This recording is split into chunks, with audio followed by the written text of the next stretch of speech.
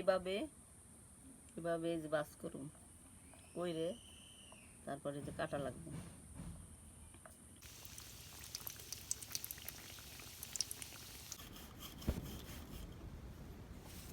আজকে চালের গুঁড়ি দিয়ে আমরা যে মাংস পিঠা বানাবো, মরক সংসার। দেখেন আমরা কিভাবে রুটিটা বলি, বইলে ওটার ভিতরে ভরুম, বইলে তেল দেওয়া জুম। এই মাংসটা আগে দিছি, দিয়ে হলুদ দিছি, মরিচ দিছি, সব কিছু দিয়ে সেদ্ধ করছি।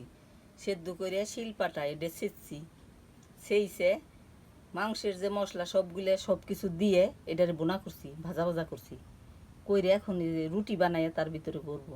এই গুঁড়িগুলো আমি সেদ্ধ করছি, সেদ্ধ করে হলুদ দিয়ে তারপর ছানছি, ছাইনে যে এখন আমি রুটি বানাবো, বানাইয়ে মাংসগুলো ভরবো, বইরে তেল দিয়ে সেকুম, পিঠা হয়ে গেল। এখন আমি যে রুটি বানাইতেছি দেখেন কেমনি বানাই।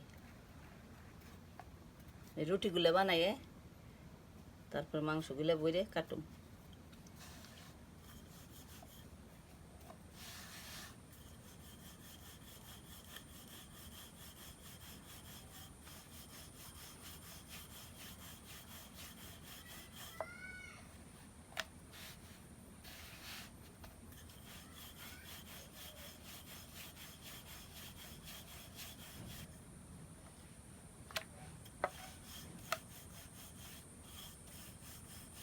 আমরা এই যে বাঁশের ছিলকা বানাইছি, এই ছিলকাগুলা দিয়ে এই যে পিঠাগুলা কাটবো। কতজন মেশিন দিয়েও কাটে, আমরা এই ছিলকাতে গিরাম তো এই ছিলকা দিয়ে কাটি।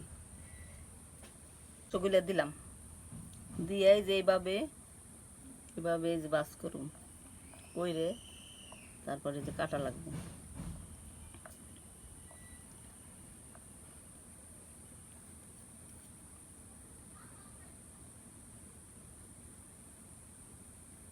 এই দেখেন এইভাবে এই যে পিঠাগুলা এইভাবে সবগুলা বানাই নিন।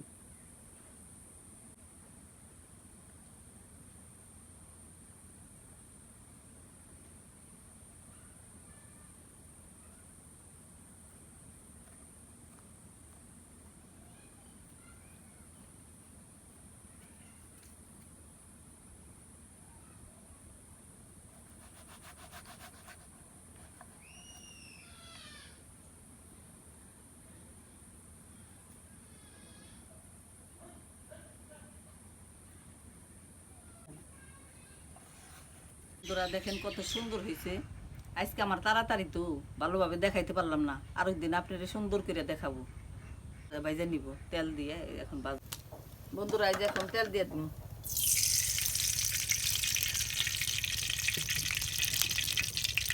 দেখেন বন্ধুরা তেল গরম হয়েছে, এখন আমি এই পিঠাগুলো দিয়ে দিব, হালকা করে আজকে বাজবো।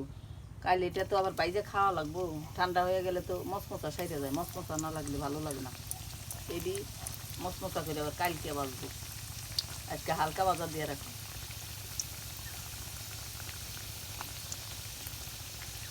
তেলের মধ্যে দিয়ে দিছি, এখন বাইজে উঠাবো, এই যে উঠাই দিতেছি।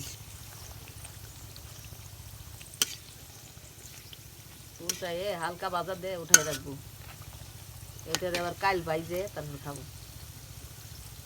আমাকে ওই জায়গায় তো গিলা মরক সংসার কয়, আপনি ওই জায়গায় কি কয় আমাদের জানাইন।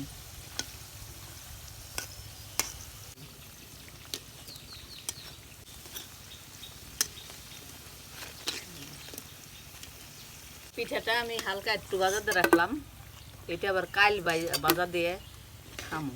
এটা তো এমনি এইভাবে নরম হইলে ভালো লাগে না, মশমশা হইলে ভালো লাগে। আর একটা দিয়ে দিতেছি।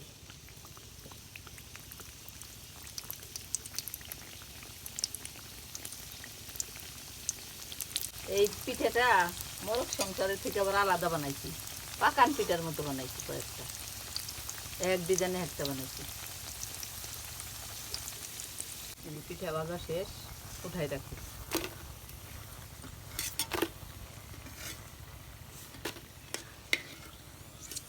সবটি হালকা বাজাতে রাখলাম, এটি এবার কাল বাজবো। দেখেন বন্ধুরা এই যে কত সুন্দর করে সবগুলা পিঠা ভাজা নিছি।